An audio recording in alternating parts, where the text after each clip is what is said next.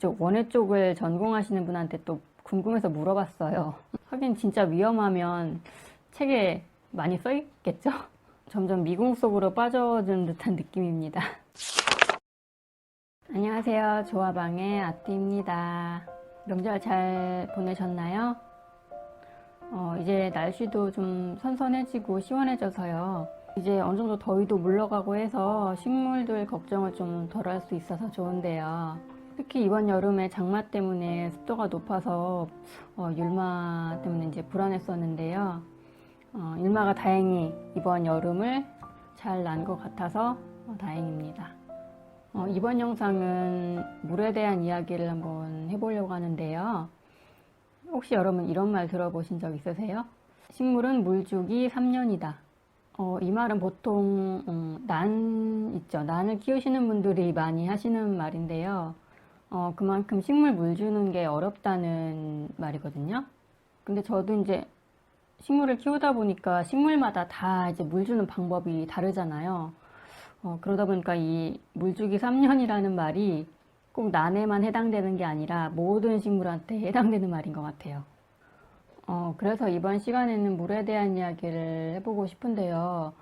그 중에서도 물의 종류에 대해서 한번 이야기를 해보려고 해요.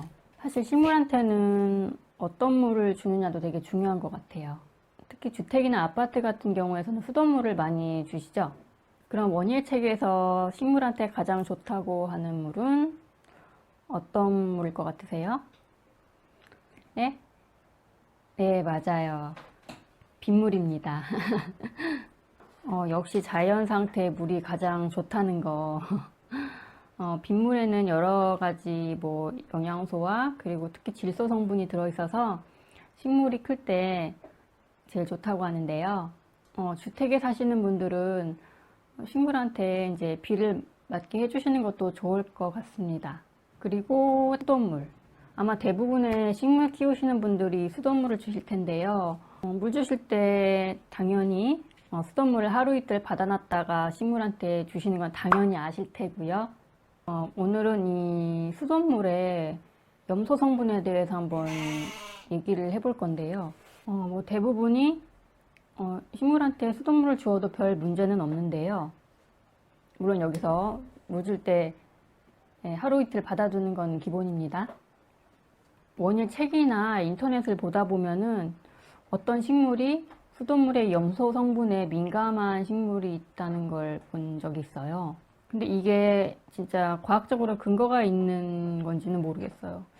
뭐 아무래도 책에 나오는 정도면 뭐 근거가 있겠죠? 어느 정도 근거가 있으니까 책에 나오는 거라고 믿고 싶습니다. 보통 야자류가 염소 성분에 민감하다고 나오는데요. 뭐 테이블 야자, 아레카 야자 뭐 이런 종류요. 이 염소 성분이 식물의 잎 끝에 이렇게 축적되기도 하고요. 잎에 검은 반점이 생긴다고 하더라고요. 하긴 저도 전에 테이블 야자를 키운 적이 있었거든요. 근데 비슷한 경험이 있어요. 물론 그 당시에 그게 정말로 이게 염소 때문인지 아니면 습도 때문인지는 뭐 정확하진 않아요. 다행히도 율마는 수돗물을 주어도 별 뭐 문제는 없는 것 같고요. 물론 이때도 하루 이틀 받다 놓고 주는 거는 당연합니다. 그런데 요즘 제가 키우는 이 칼라데아 진저가 좀 문제가 생겨서 좀 물에 대한 생각을 하게 되더라고요. 특별히 문제는 없는데요. 이렇게 잎끝이 노랗게 마르고요. 그리고 어떤 거는 새잎이 아예 끝이 뜯겨진 것처럼 나오더라고요. 어떤 거냐면 여기 있네요. 이렇게 아예 날 때부터 이렇게 뜯겨진 채로 나왔어요. 잎이. 이게 습도 문제인지 아니면 염소 이제 물 때문에 그런 건지 좀 아리송합니다. 이 칼라데아류를 키우시는 분들을 인터넷으로 찾아보니까 그분들 글에 이제 이 아이가 좀 약간 염소에 민감하다는 글들이 좀 있더라고요. 어떤 분은 아예 증류수를 주시는 분도 있더라고요. 보통 민감한 식물의 경우는 중류수를 주기도 하더라고요. 하지만 이 칼라데아가 정말 염소 때문에 그런 것인지 아니면 습도 때문에 그런 것인지는 의견이 좀 분분한 것 같아요. 뭔가 과학적인 인과관계가 있으면 좋을 텐데, 그죠? 저 개인적인 그냥 생각으로는 염소보다는 습도 때문이라고 생각하거든요. 근데 여기서 문제는 이게 여러 가지 복합적인 뭐 환경적인 문제 여러 가지가 있어서 정확히는 알 수가 없다는 거예요. 그래서 너무 궁금해서 제가 원예 쪽을 전공하시는 분한테 또 궁금해서 물어봤어요. 그분 말씀으로는 수돗물의 염소는 뭐 식물마다 반응이 다르지만 식물 안에 좋은 미생물을 뭐 죽인다는 그런 결과가 있대요. 근데 그렇다고 해서 결정적으로 이게 정말 식물에 위험을 줄 정도의 그런 영향을 준다고는 볼 수 없다.